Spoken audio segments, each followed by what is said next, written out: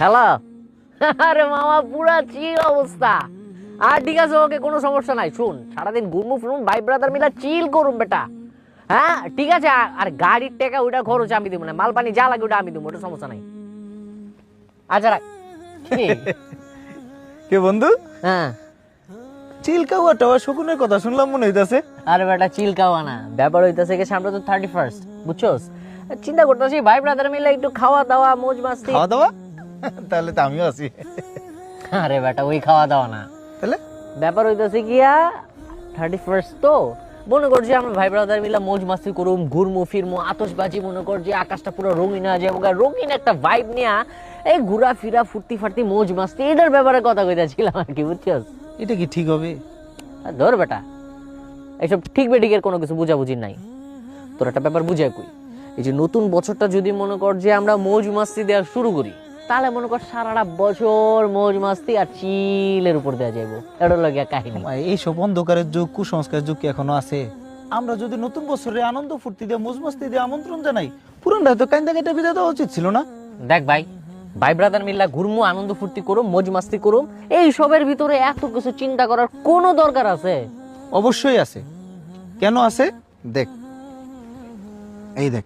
বাংলাদেশে গত 5 বছরে 31st নাইটের আতশবাজির কারণে 280টিরও বেশি অগ্নিকাণ্ডের ঘটনার পাশাপাশি শুধু গত বছর 2 শিশুর প্রাণহানি ঘটে। পাশাপাশি শব্দ দূষণ ও বায়ু দূষণে হার্টের রোগী বাড়ে ব্যাপক হারে। 31st নাইটের আতশবাজিতে বিশ্বব্যাপী পাখিরা ভয়ে আতঙ্কে ছোটাছুটি করে। বুলগেরিয়াতে বিখ্যাত ফিঞ্চ পাখি, রোমের স্টার্লিং পাখি সহ হাজার হাজার পাখি মারা যায় এই রাতে বিশ্বব্যাপী মদ বিক্রি কয়েকগুণ বেড়ে যাওয়ায় মাতাল অবস্থায় ড্রাইভিংয়ের ফলে সাধারণ দিনের চেয়ে এই দিনে অ্যাক্সিডেন্ট প্রায় 117% বেশি হয়। অ্যাক্সিডেন্টে প্রায় 42% মৃত্যুর কারণ মদ। অথচ বাংলাদেশে এই সময় প্রত্যন্ত জনপদের মানুষরা প্রচণ্ড শীতে খুব কষ্ট পায়।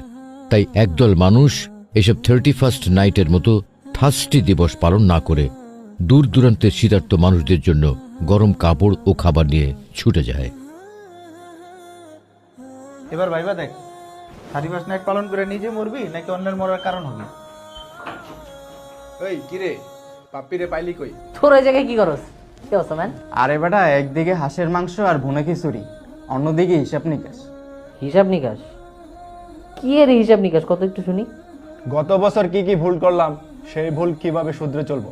আর কতজনকে এবছর দাওয়াত দিছি দিনের পথে, সামনের বছর কয়জনকে দাওয়াত দিমু?